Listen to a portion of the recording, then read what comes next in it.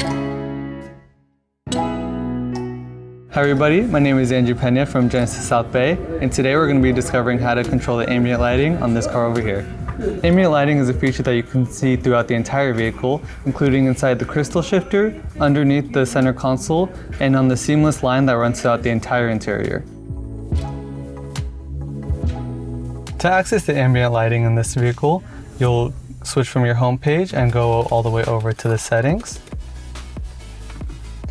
From the settings, you'll click Vehicle and go down to a setting that says Lights. You'll see the ambient light option, and from there you have a few different options. You could adjust the brightness of the ambient lighting, and you can also adjust the color.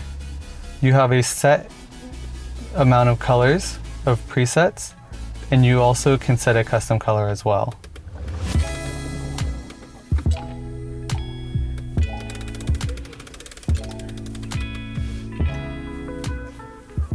As you can see on the left side, there's an option that says dim while driving. What this does is while the vehicle is in motion, it will dim the ambient lighting automatically so that it's not a distraction to the driver. Thank you guys for watching. If you have any questions, make sure to leave them in the comment section below. And don't forget to like, share, and subscribe. See you in the next video.